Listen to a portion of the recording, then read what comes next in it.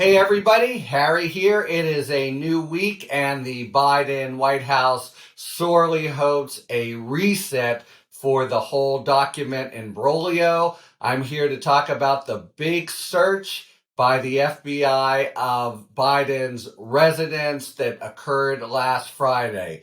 Except for starters, we need another word. It's a search in the sense that I could right now search for my pen and phone.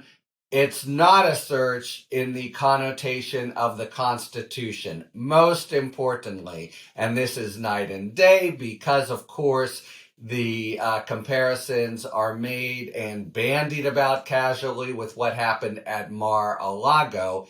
It is not the kind of search referred to in the Fourth Amendment where you develop evidence that there's a crime that may have been committed and you go to a neutral judge or magistrate and you lay out that evidence and the magistrate gives you permission to perform the search involuntarily. So you come, knock on the door with a phalanx of FBI agents saying FBI, you push everyone out of the way and you turn a place upside down. Here, it was turned upside down, but that was at the invitation, literally the invitation, not just the acquiescence of Biden's folks. And in real life, possible subjects in a criminal investigation do not invite the FBI in to do a search unless it's, say, an Edgar Allan Poe story, which of course wouldn't be real life. It's basically unprecedented, but always this, comes up again and again when people are casually making comparisons to the Trump situation. It's just a different genre. And, as I say, we'd be better off with another word. Examination, FBI play date, whatever. It was voluntary and invited. And just quickly to Trump, which shouldn't even be compared, but they developed evidence that right then and there was a crime occurring because Trump had overseen, in fact, spearheaded and orchestrated a year plus shutdown and stonewalling of the FBI. So they went to a magistrate and boom, came and did the search that Trump complained about. Here, Biden's folks, again, they didn't just acquiesce. They said, please come and have at it from top to bottom.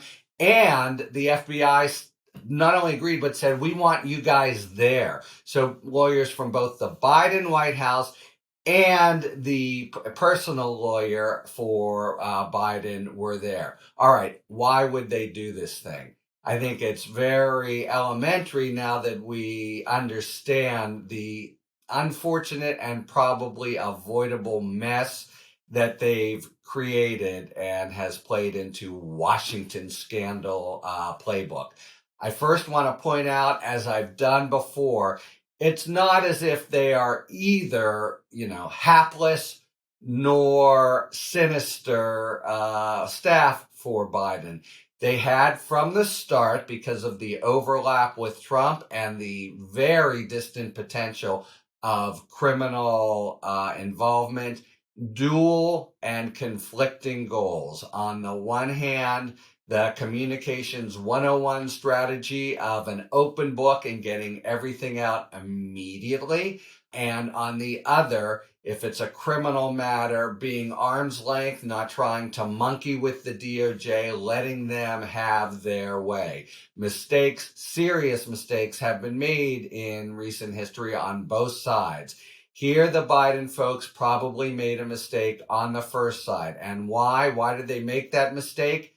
They thought and hoped that it was such a minor elementary matter. And in November, remember, it was just a few papers that turned up at Biden's post-vice presidential office.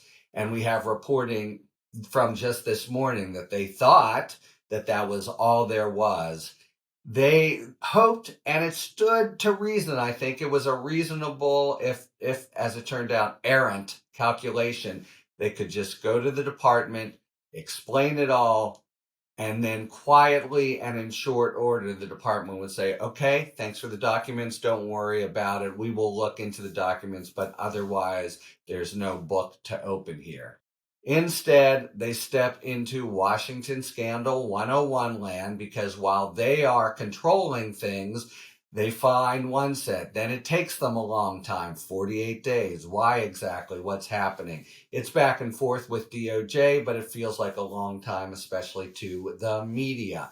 And more then comes out. And then yet again, so we have this scenario of a drip, drip, drip, dreaded words in Washington land, and the protracted time makes it seem as if there's issues with transparency. I think neither of those was true. But what this represented, the decision last week to tell the FBI, ask the FBI to come in, is their acknowledgement they do now have a criminal case on their hands. And of course they do, or a criminal investigation. And there's a special counsel, and there's now no getting around that core aspect. It's a shame because, just to repeat the thing that should be, a 15-second public service announcement at the beginning of all of these coverages of the document issue, there is zero, nada, zip evidence of any sort to suggest that Biden himself, and really anyone of his staff, did anything criminal. These documents are out there. They want to try as best they can to figure out, did someone smuggle them out purposely? But it seems, especially as to Biden himself, there is nothing there. That's why they hoped it would go away soon. They've thrown in the towel on that, and now they are at the mercy of a pretty hard-charging movement conservative Republican former U.S. attorney. Those kinds of investigations by special counsels tend to take on lives of their own. Robert Hur could come in, interview anyone he could find from 2016 when Biden was leaving the White House. He'll eventually almost certainly have an interview with Biden himself. That'll have to be all set up.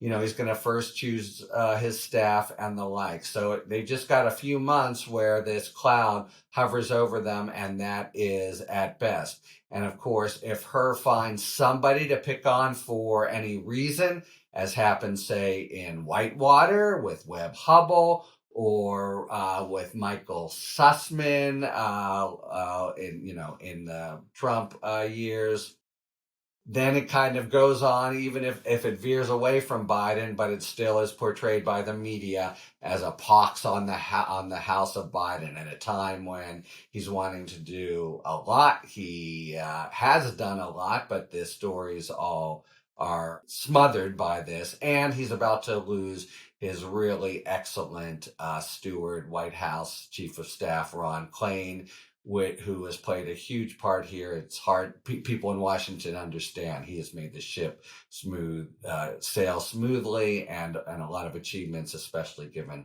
the narrowness of the Democrats' advantage in Congress. But nevertheless, they get one big upside by playing it in this way, and it's now with the DOJ and FBI. If there's another document, God forbid, that turns up in Wilmington, that's now on the FBI. They didn't find it. No more tongue wagging about drip, drip, drip, or transparency and the like. And of course, you have a new spokesperson in there whose role is basically going to be to say again and again and again, we're just doing what the DOJ wants.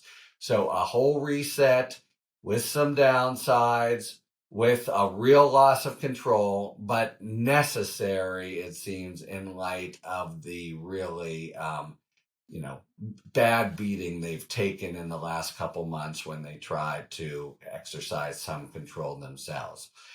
Okay, so there you have it, and it ain't going away soon, unfortunately, but maybe the scandal will, the stench of it will lessen. Of course, we have the example of Hillary Clinton. It was a big nothing burger, but they just kept it alive and alive and alive. Is that, given especially the Republican House Oversight Committee, the fate in store for Biden? in the midst of a re-election campaign, etc. Could be, but this is probably the least bad alternative that they chose. There you have it. Lots of developments more to come. And when they do, I'll be back to talk about them. Hey, you might want to go check out our Patreon. We have some new stuff up there. And it's a good way to, if the spirit moves you, support the Talking Feds podcast, which is 100% independent, not part of a consortium, hardly any commercials and the like. All right, Biden document scandal, more and more to come. Until then, talk to you later. Thanks for tuning in. If you enjoyed this video and other Talking Feds content, please take a second to like and subscribe. Talk to you later.